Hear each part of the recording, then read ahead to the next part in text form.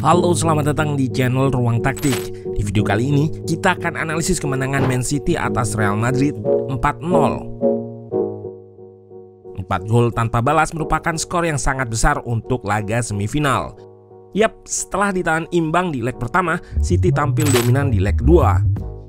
Pada menit 22 saja, atau tepatnya sebelum gol Bernardo Silva, City hampir catatkan 200 umpan akurat. Sementara Real Madrid hanya 30, dan possession City pun sampai 81%, menghasilkan 6 shot berbanding Madrid 0.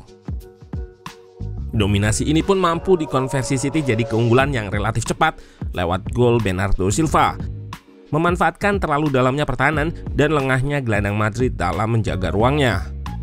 Yap, pressing Madrid di laga ini terlalu soft atau empuk untuk dilewati. Ditambah taktik Pep dalam mengisolasi gelandang Madrid sampai John Stones yang bermain sebagai back hybrid bisa bebas membawa bola. Nah, penasaran dengan jalannya laga dari segi taktikal? Let's go, kita bahas sama-sama. Man City tetap turun dengan pakem 3-2-4-1-nya, menggunakan John Stones sebagai pivot namun akan jadi back saat bertahan. Keuntungan dari taktik ini, transisi ke bertahannya relatif cepat. Karena Stones tinggal turun sedikit, maka shape menjadi 4 back.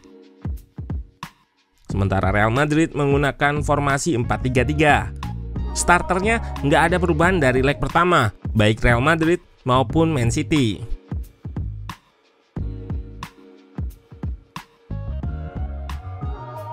Man City menggunakan shape 3-box-3-nya saat build up.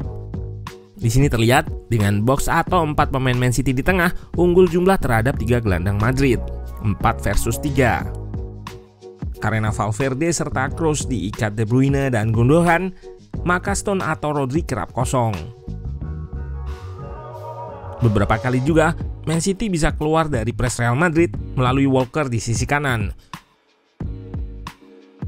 Caranya dengan melakukan sirkulasi di sisi kiri untuk memancing Vini merapat ke tengah, buka ruang bagi Walker sebagai outlet progresi. Terlihat di lini pertama build up ini, City juga menang jumlah terhadap pressure Real Madrid, 5 versus 4. Hal ini dikarenakan hanya satu gelandang Madrid yang naik, yaitu Modric. Karena dua gelandang lainnya, Kroos dan Valverde, diikat oleh double A City, yaitu Kevin De Bruyne dan Gundogan di depan. Numerical superiority atau unggul jumlah ini pula yang menjadikan Stones beberapa kali bisa melakukan progressive dribble dari tengah ke depan. Di momen ini Modric harus mengcover dua pemain, Rodri dan Stones. Lihat juga positioning De Bruyne dan Gundo yang mengikat dua gelandang Real Madrid di posisi yang lebar, sehingga Stones memiliki ruang untuk mendribble bola ke tengah.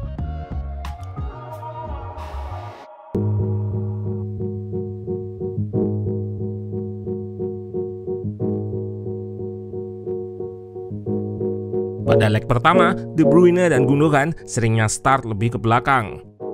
Pendekatan Pep saat bermain di kandang Real Madrid memang lebih hati-hati.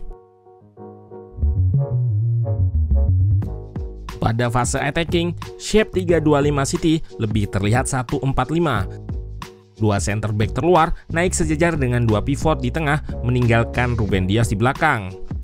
Dua nomor 8, Gundo dan Kevin De Bruyne naik ke garis depan menjadikan frontline City unggul jumlah dengan backline Real Madrid 5 versus 4 bersama winger yang menjaga kelebaran maksimal di sisi sayap.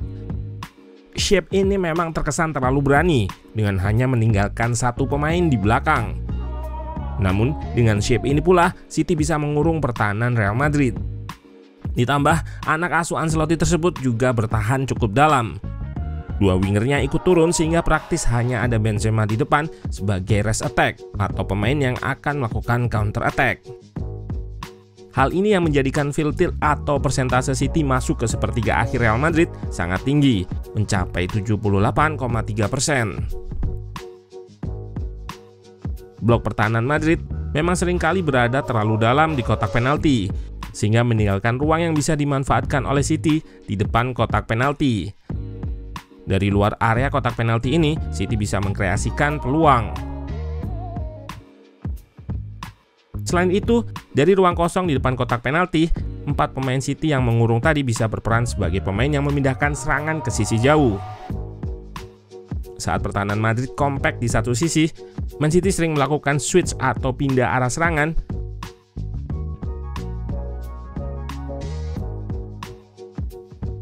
yang menjadikan attacking-nya terlihat seimbang baik di kedua sisi sayap ataupun tengah. City juga masih menerapkan set play attacking-nya dengan winger yang menarik fullback lawan untuk melebar dan gelandang yang naik mengekspos half space. Namun set play ini berhasil dibaca oleh Real Madrid. Meskipun begitu, City berhasil cetak gol pertama melalui set play ini yang ditambah dengan rotasi posisi guna mengacaukan marking pemain Madrid. Terlihat di sini ada pertukaran posisi dari Stones yang melebar dan Bernardo yang mengekspos half space. Benar saja, perpindahan posisi ini berhasil kacaukan marking Real Madrid. Bernardo lepas dan masuk ke kotak penalti Madrid tanpa kawalan. Terlihat Kroos yang seharusnya memarkingnya terlambat. Modric pun gagal menutup Kevin De Bruyne yang berikan assist kepada Bernardo. Pemain yang selalu nggak terlihat kelelahan ini mencetak gol pertama, 1-0. Hal yang nggak jauh berbeda juga terlihat di gol kedua City. Area half space Madrid kembali terekspos dengan rotasi posisi. Nampak dua nomor 8 City berada di satu area. De Bruyne mengikat dua pemain Madrid dan Gundo yang masuk untuk ekspos ruang. Juga ada Bernardo yang masuk ke tengah. Pergerakan Gundo masuk ke kotak penalti menarik 4 pemain Madrid. Camavinga pun melepas penjagaannya terhadap Bernardo sehingga pemain asal Portugal tersebut nggak terkawal saat menyambut bola pantulan tembakan Gundo.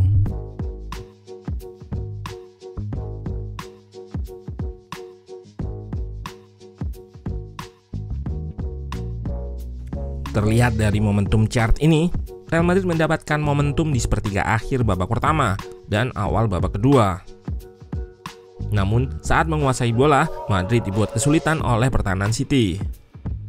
Di depan, City melakukan high pressing yang menyulitkan Real Madrid. Pressing trap kerap dilakukan, yang memaksanya nggak bisa nyaman melakukan build up dan invite press seperti leg pertama. Di laga ini, Man City sebanyak 12 kali berhasil rebut possession di area pertahanan Madrid. Saat long ball pun, back City lebih dominan memenangkan duel udara. Johnston yang start posisinya di lini tengah akan mundur ke posisi center back saat bertahan, merubah formasi 3-2-4-1 menjadi 4-4-2. Mekanisme bertahan City ini cukup menyulitkan Real Madrid. Blok pertahanannya kompak dan cepat bergeser ketika Madrid melakukan switch play. Gagal bongkar pertahanan City, justru Madrid malah kebobolan 2 gol lagi di babak kedua. Gol ketiga City melalui situasi set piece setelah Grealish dilanggar oleh Camavinga. Crossing dari De Bruyne disambut oleh heading Akanji.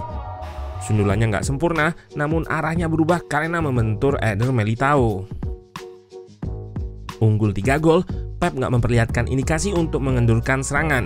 Dilihat dari pergantian pemainnya yang tetap memasukkan 3 pemain bertipe ofensif.